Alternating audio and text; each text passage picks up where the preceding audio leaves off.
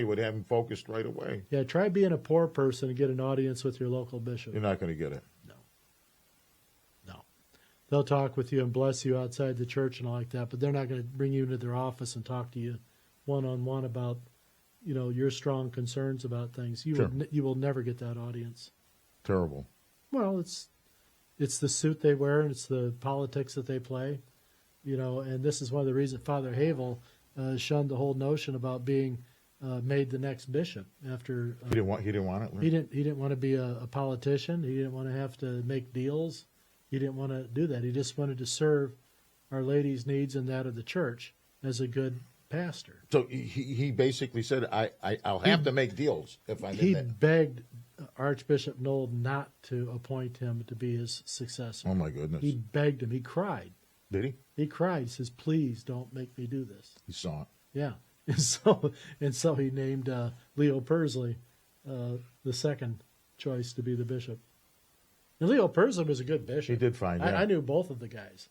My buddy Phil and Paul, their uncle was Leo Persley, and he would always come every third Sunday of the month. He would come and have dinner at his niece's house, which is their mother, and we would play football catch with him out in the backyard and stuff like that. And his old joke when he was ready to go is he'd just tell him, "All right, everybody, go along," and he'd have us all run out. Clear across the field, and he'd walk inside to go back in and get his Manhattan. Get rid of them kids. Well, his Manhattan was ready. He was going to go in and have his drink. Okay. Well, it's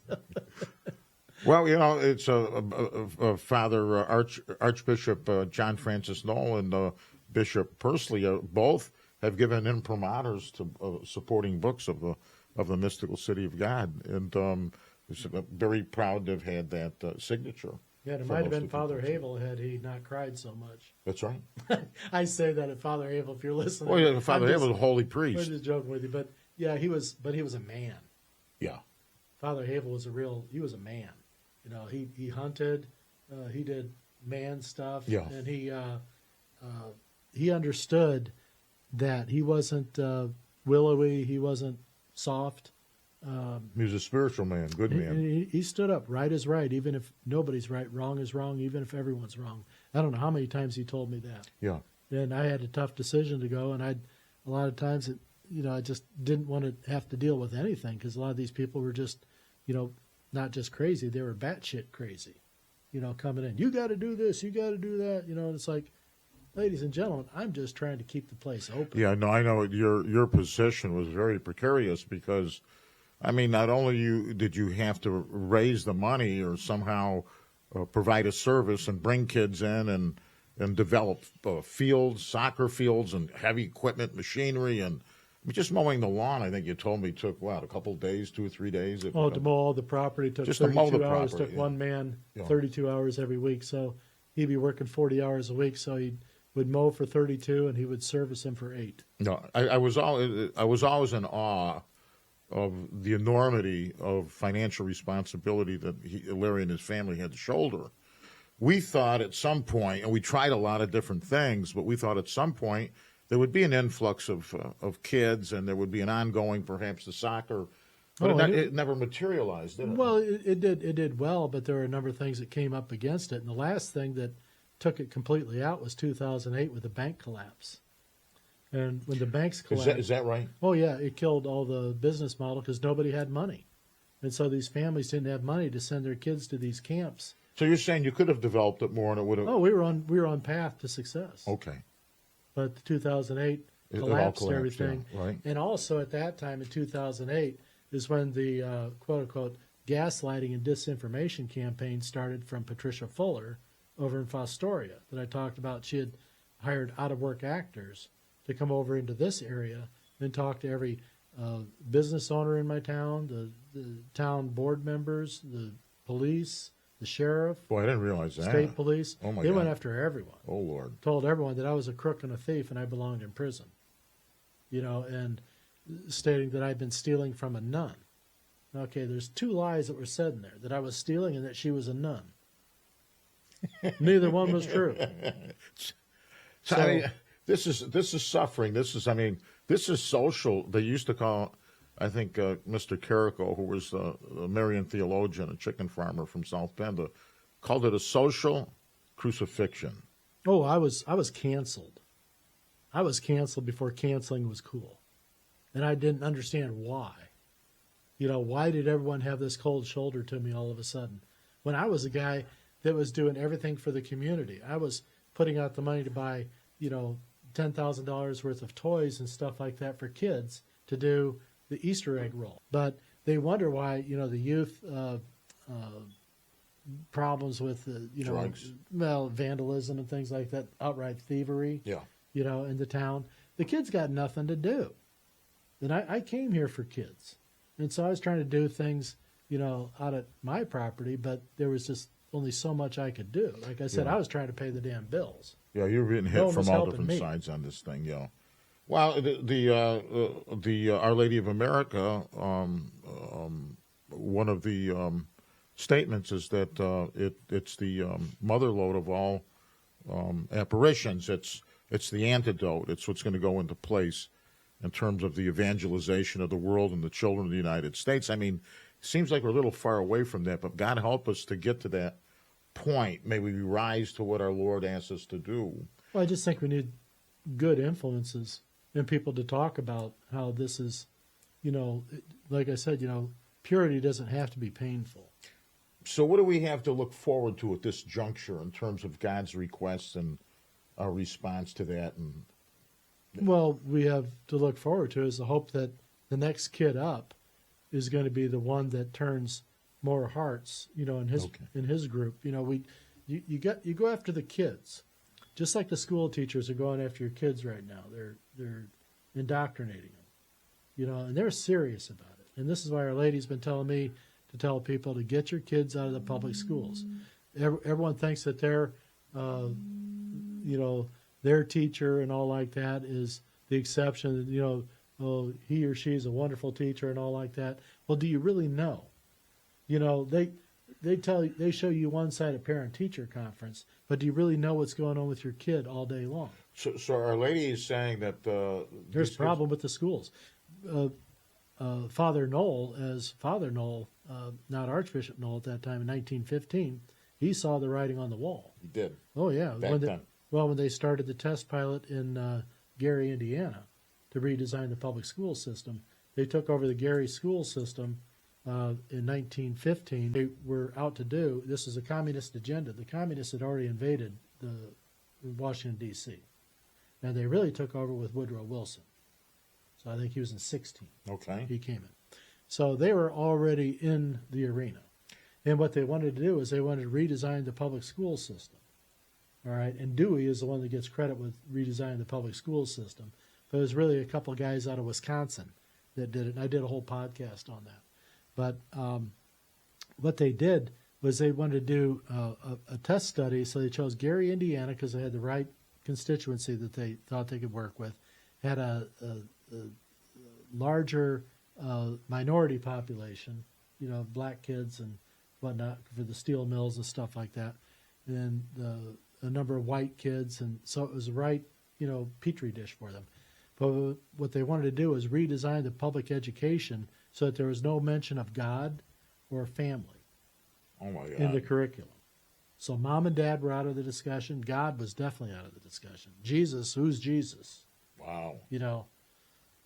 Basic building blocks of any nation. Well, they wanted to undermine all that and cut it out of the public education. So what they did was for 2 years they practiced it and got it perfected. Then what they did, they took it to New York City. And they instituted New York City. And it was blanketed all across the entire education system in New York City. The next year, then it went nationwide. It became instituted nationwide in the Wilson administration. And he tied it to the money. What was the intent of? Well, it was to make the state, the children eventually depended upon the state, so that the state was their God and commander and the person they listened to, not God. Which is communism. Right, exactly. My God, he was way ahead of his time. Noel saw it, and that's one of the reasons he started the Sunday Visitor. There was that, and there was the yellow journalism that was being put out by William Randolph Hearst with these yellow rags that they were publishing and putting out with all these lies about what Catholics believe and that they're vampires and that they are cannibals. Eat blood, right? Or drink blood.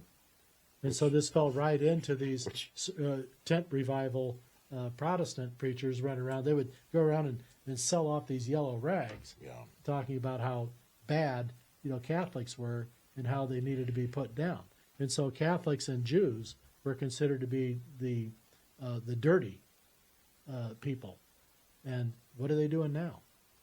It's back. They want to destroy the Judeo-Christian. Well, they're going after the Jews and they're going after the Catholics. So this document of somebody, a false person sitting in the seat of Peter, may not be that far off. Well, I think if it's coming in this way here with these apparitions, and if the person receiving the apparitions and making these writings can be shown to be without stain as far as her purposeful intent on this.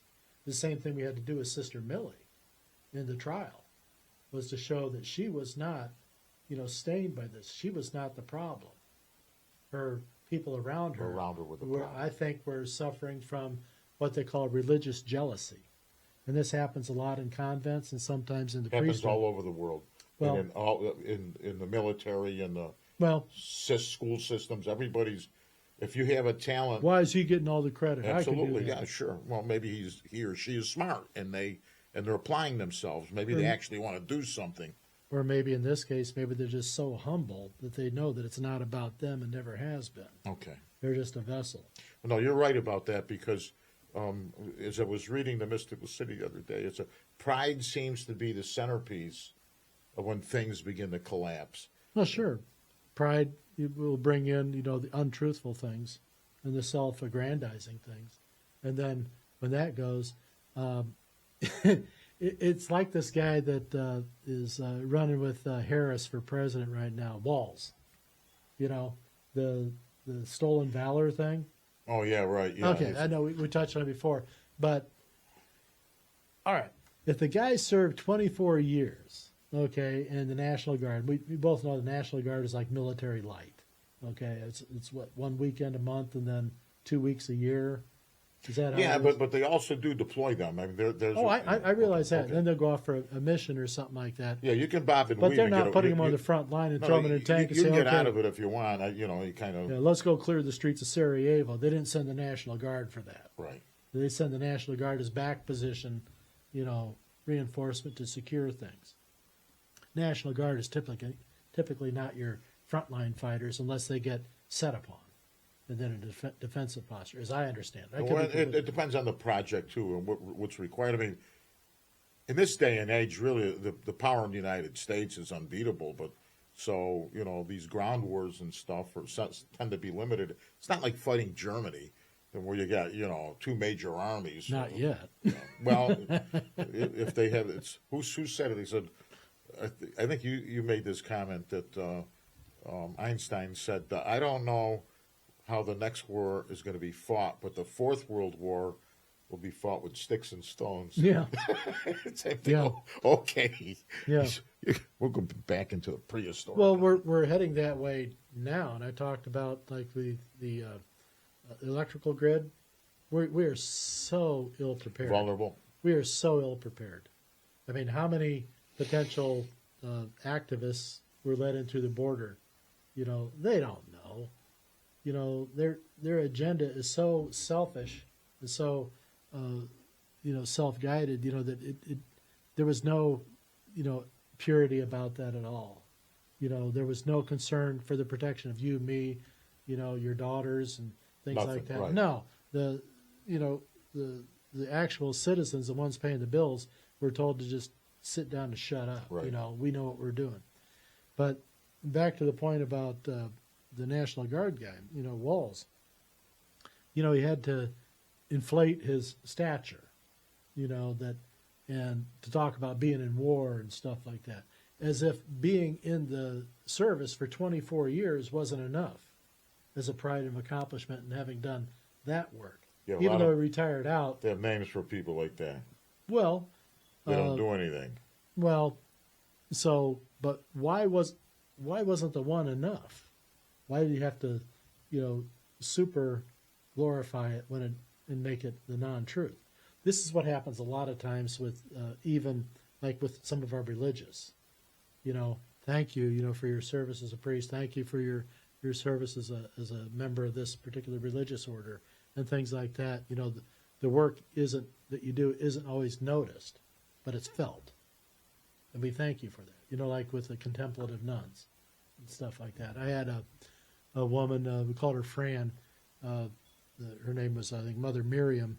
But she ran a contemplative order up in Milwaukee. And they were cloistered, contemplative, and they did a 24-hour rosary. So the perpetual rosary was always going on. And they finally ran out of women to come and join the order, so they couldn't really do the perpetual rosary anymore because they didn't have enough people. Because they didn't want to go in and do that because they wanted to be noticed and out. They didn't want to be behind a wall and all like that. So, and she was frustrated by that they were losing the heart and the meaning of what their call to service was. Yeah. And we always said, well, if I ever had something going on with me at the Springs, I'd always get a hold of my mom. I said, hey, got to get a hold of Fran. I said, I need some help down here. And she says, the prayers are on the way. So she'd call Fran. She'd pray. And, yeah, they'd be praying for us around the clock. Well, that's one of the key requests over and over again of Our Lady is to pray, pray, pray. So, and you can do that while you're working. You don't have to stop and get on your knees and go quiet. Prayer can be any. You can just it's your purposeful intent all throughout the day, And I used to get ragged on by people who would come and say, "You got to stop and you got to pray several times a day and all like that." I said, how are you supposed to hold your hands? I said, if I stop, Ferdinand was one of those. Ferdinand was busting my balls. And we love Ferdinand. It's very, very much. But yeah, he had a style on. He had a certain aggression about him, I guess. But part of his being an Italian and a Marine. Larry says, when I put my boots on, well, I call them my prayer boots. My prayer boots. And so I put my boots on and said, I pray, Lord, please protect me and all my people today, that no one gets hurt, so we can sit there and do the work that you need us to do. Because without that, we got to stop. We can't stop because there was just so much to do. There's still so much to do, and it's just not getting done. Well, usually our Lord gets involved full throttle when the greatest need, when times look so bad that it's kind of like the Red Sea opening up. You're going to get it real good because the Egyptian army is coming after you. But he delivered them, and we're at that juncture even worse now than ever before in the history of the world. There's never been so many apparitions in the 20th century. Haven't there? Never this.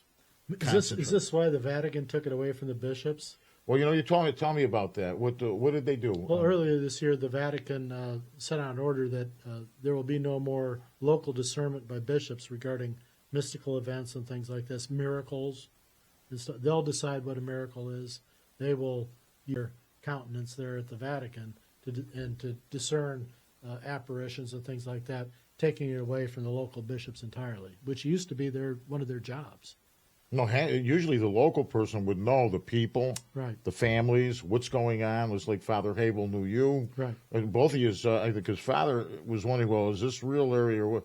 And then he heard the same thing you heard, and all of a sudden... We had a shared locution, and then he's like... Confirmation. Now, he was like, holy crap, what was that? I said, well, that's what I've been going through. So you heard it too? No, it's got to be local. Can't be anybody sitting in Rome. What would they know? Well, they know what they want to know and what they want to be known. Well, I got news for a lot of the folks out there that are on the gravy train. When the Holy Spirit decides to strike... And he will do it with a certain level of love and kindness and the capacity for us to convert, to change. If we don't do it, we're gonna have an experience of what power really is. So all of you sitting out there that have gaslighted or denied or, it's coming, folks. It's building, and we're going to see it very soon. There's no doubt in my mind. I think there's no place to go. I think it's, we're kind of like Israel on a worldwide basis right now. There really is Israel has to fight. They've got nowhere to go. They don't know where to go. No, they'll be driven into the sea. And we have to stand and fight and know who you are and stand up and say no. Because where are you going to go? You have nowhere to go. This is it. This is what I've been trying to build up for, to try to help get people ready. You know, it's not me. This is Our Lady's, design to try to get people ready, get her children ready, to be prepared now. Well, she said, Our Lady said, in the end, my Immaculate Heart will prevail, and there will be the conversion of Russia. It's right now. She asked for the bishops, along with the Holy Father, to consecrate Russia, but she didn't leave it at that. She said, if you don't do that, we got a plan. We're going to do it. Well, so it's soon going. You're going to have the conversion of England. What's going on? Let's go Muslim really quick. Are they? It's been the largest immigration in the history of man into England. Muslims from all over the European area have been flooding into England. They're taking over the country. What's the royal family doing? Sitting there twiddling their thumbs? I don't know. They're not. I don't think Harry's left. So he's already Is he still gone. married, Harry? I think so. I think so. Yeah, but he left. Charles is the king now, and He's dying, Camilla. I guess, of cancer. He's had Yeah. cancer. So then William, is that his name? Going to come in Yeah, next? he's supposed to come in. So maybe there's some hope there, but I don't know if he's a butterhead either. Who knows? They we'll grow up find in out. such wealth. and- But they really don't have the control over the country. It's Parliament and all like that, and it's all being taken over. I mean, they're talking about instituting Sharia law in certain So parts of England. What happened to Western civilization that they're allowing this influx of people? I mean, who's doing Well, this? they got hit with a compassion, button. We got to be kind. You're racist if you don't. There's all this compassion and stuff like that. And the same thing with Catholics. They've kind of given up, their position and their credibility in the which I want- community because they just say they'll just walk over. The Catholics won't do anything. I want to bring up one thing. There's a card, and I go to church, and there's a card that has a cross, it has the Star of David, and then it has the crescent. And the idea is that we're going to pray, the three religions that have one God. But even if you have one God, you might not have the right God. So the only religions that really testify is the Old Testament, the Jews, and the New Testament, which is the Catholics, Christians. Mm-hmm. But they're like, it's this compassion thing. But we want to bring our Muslim brothers and sisters in on this. It's a false religion. Now I've got Muslim friends. God love them. They can do what they want to do. But I can't say that it's a legitimate religion. The only legitimate religion is the God of Abraham, Isaac, and Jacob, and Jesus Christ, which is one and the same. Of the Judeo-Christian stem. Yeah. And so, but you can see it's exactly what you're talking about. Let's just include them in on this thing. But have you read the Quran? I mean, read it. You can see what they stand up for, right? And not all of them. The political ones, it's the same thing as the Jews that are faithful Jews as opposed to the Zionists, the ones that are political. It's a different ball of wax. Same thing in America. There's make-believe bishops and priests, and then there's real ones. And how do we? And this is, I think, goes on the other side with all these religions and the leaders, is they have their statement at the services about what the sheep or the followers are supposed to do, but then they go back on their own. They say, well, they'll do whatever we tell them to do. Just watch them. Right. And I think that was one of the things you talked about. What Francis said to Benedict was something like that. They'll do whatever I tell them to. Yeah, he was saying, that the curia or the cardinals and the bishops, some are stacked with people of his like-mindedness, which are the people involved in Masonic mindset. All right, and the Mason, the lower level Masons that are doing good work, that's one thing. But the Masons lead to a worshiping of Satan, and the Benedict said basically, these Catholics will do whatever I tell them, and he goes, am I right? Pope Benedict, am I right? Because I'll just say something and they're going to roll over. and they'll do whatever I want. And he laughs, And then the other things he makes, here's the biggest thing, is a blasphemy and sacrilege. I will tear down the Holy Eucharist. Really? Look at yourself. You look like Laurel and Hardy. You actually think you're going to approach the Holy Eucharist and destroy it? If this is true, it's frightening and it's disturbing. And you can get this, folks. You got to find the full copy of it on the internet, and you read it. You decide what you want to decide. But when I exposed a priest to this, and I've sent it to a number of different, they don't want to talk about it. What would they look for? What would you tell them to search for? What would you suggest? Apparition of Pope Benedict to a Colombian nun, revealing. But this, what would that be, Larry? Well, this one here came off of Abyssus. So ABYSSUS. I'll put it up there. But I think if you just search for Pope Benedict. Yeah, but they got a lot of misinformation, so just make sure you get the full. It's like 18 pages. Make sure you get that, and that you can at least read what they're purporting to say has been a indictment from heaven. But look at the condition that we're in. Is it that far-fetched that we would be led here? And, who was Bergoglio? He was down in Argentina with Perón, and then when they had the shutdown and they were killing a lot of the young people that were protesting under the Perón administration, Bergoglio was right there, front and center. Well, where did Perón get his money? Perón got his money from Nazi money that came in. Evita Perón. Oh, wonderful Evita. She spent a lot of money on the poor. It was Nazi money she spent on the poor. You go back into the history, it ain't what you think, okay?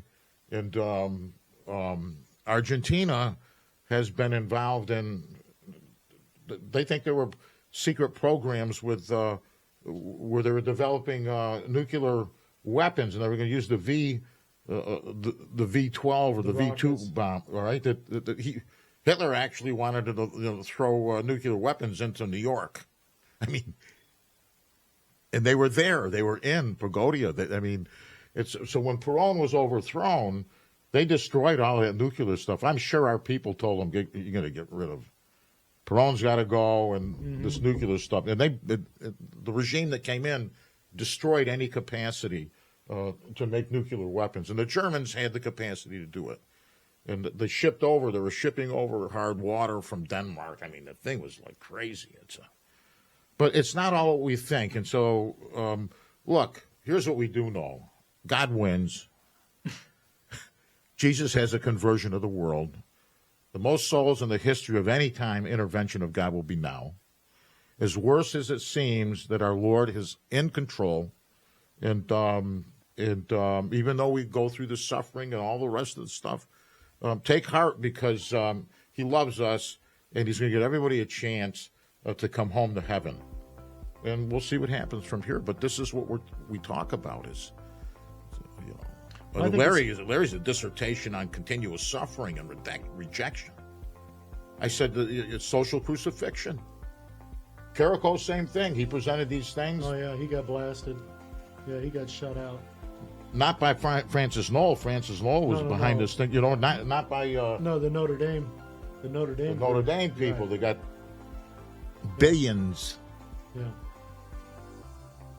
Well, but that's what moves them, because a lot of them are not really out to do the work of Christ, but the work that they feel is going to be these hat racks.